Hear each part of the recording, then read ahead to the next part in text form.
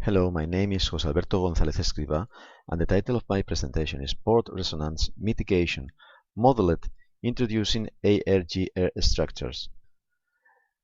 First, we present the problem of the resonance and look for possible solutions to mitigate resonance, analyze the suitability to port functions, and present at the end the ARJ-R structures as the best solution.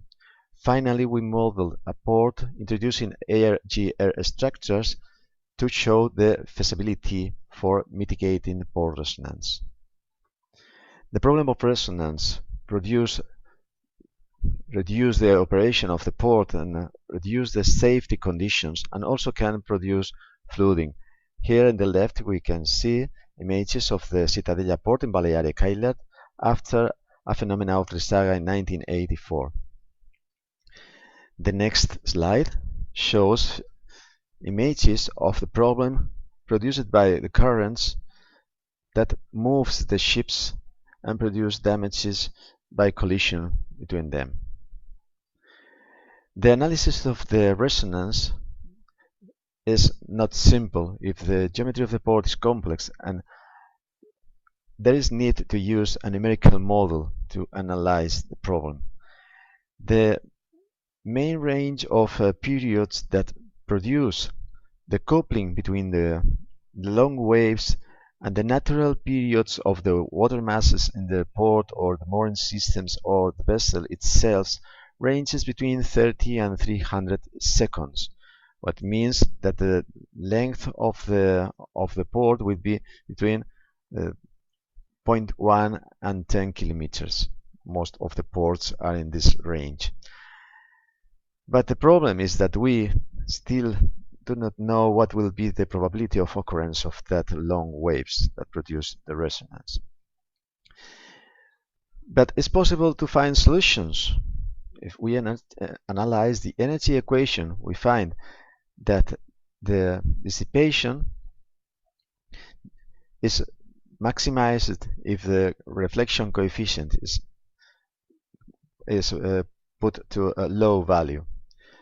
And the energy dissipating mechanisms that increase the losses of energy and reduces the reflection are the braking produced by a sloping structure, the friction produced by rough structure, the flow modification making, for instance, rotating flow but needs structure with complex geometry, or the destructive wave interference, that is the typical mechanism in the Jarlan-type structures. We name here in this study ARJ. The mechanisms of braking for long waves is not as easy to obtain as in short waves, in typical waves, because very large sloper will be needed. Even the friction mechanisms will need large water pathways to dissipate enough energy. And the flow transformation could be possible, but it's of complex constructability, and maybe it's very expensive and difficult to build. So the destructive wave interference used in the Jarlan-type solutions for short waves produces a highest anti-reflective efficiency with the most optimum range of values between the width of the anti-reflective chamber divided by the wavelength, approximately of 1/4. And even better, the efficiency if we have several wave chambers. But could these results for short waves be extended for low-frequency oscillations? Maybe, but the problem is that if the wavelength increases, then the width of the dissipating wave chamber will increase, but the structure width is limited. So how to cope with this? A solution can be found with a Spanish patent through different research projects, and the idea is to enlarge the pathways, the water pathways inside the caisson, making the water flows along different pathways, making that the length the water are moving inside of the caisson will be larger than even the width of the caisson. Here we have two images for a caisson with rectangular cells and a caisson with circular cells. This is the idea, so it's possible. Let's analyze all the solutions from the point of view of the suitability to the port. We need to consider that the best we can do is to maintain the navigation area without reducing that area, allow the ships to moor and berth in the structure if possible, increase the land air area to produce a space where handling or storage or circulation of vehicles can be produced, and also it can be feasible as a solution with from an economic point of view, and also constructible. From that point of view, we do not consider porous structure made of stones or concrete blocks, because we need space, and the space will be limited because these solutions occupy a lot of space inside of the basin. Also, the ARJ structures combined with porous structures made of stones or concrete blocks cannot dissipate large waves because the length of the circuits in the cells are not enough. Also, the ARJ structure with oblique walls defining a slit or a gap are difficult to construct, so we do not take into account. And the same for the anti-reflective structures producing a rotating flow. The only solution that can be suitable for the functions of space, functionality, land area, and feasibility are the ARJ-R structures with long dissipative circuits. This is the Jarlan-type structures adapted for resonance. That means ARJ-R structures. So these structures we told that if are feasible, and we have also a background with experimentation that provides us with the results of the feasibility of these structures in the laboratory. We tested these structures, and we find that the damping of the oscillations is found to be about 10 or 50% of reduction in energy in each oscillation. So it's a good result, and a coefficient of reflection about 0.9 or less can be obtained. So in that case, we can try to model.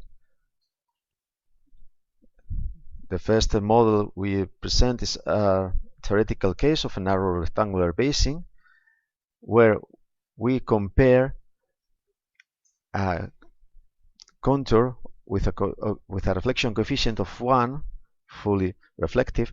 This is the blue line, where each oscillation is producing more energy, and with a reflection coefficient of 0.9, where the amount of energy arrives to a maximum and it couldn't be increased above that value. Here we have the case of the port of Denia, modeled with a model that analyzed the disturbance inside the port and also can cope with long waves. And the results for low frequency waves, ranging in the periods for infragravity waves between 30 and 300 seconds, produce problems for the periods of 40 seconds, 60 seconds, and 240 seconds, that were multiples of the natural frequency of the port, that maybe it's 40 seconds. We propose solutions of anti-reflective caissons locating where the green lines on the right part of the figures are located, and with only putting anti-reflective structures, ARJ-R structures on these locations, we can improve the amplification factor enormously.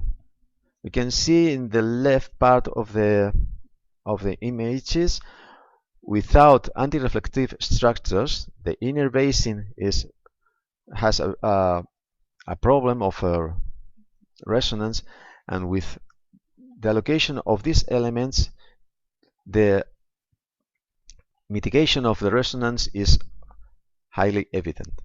The next slide will show the results for the 60 seconds period, and the results also in terms of the amplification factor are very, very impressive.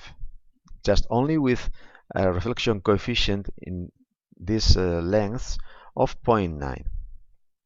So, as a summary or conclusions, we have analyzed the problem of the port and basin resonance related to low frequency waves. We have introduced a new concept, that is the long dissipative circuits that can be used for minimizing the effects of resonance. We introduced a new design that has been experimentally validated through large scale model, and the results with the experimental methodology found that 10 up to 50% of the low frequency energy is dissipated in each oscillation. Taking this idea in mind, we model a real port with a small part of it with this kind of structures, and assuming that the reflection coefficient of these structures is 0.9. The reduction factor in the reduction in the amplification factor was about 50% with these ARJ-R structures.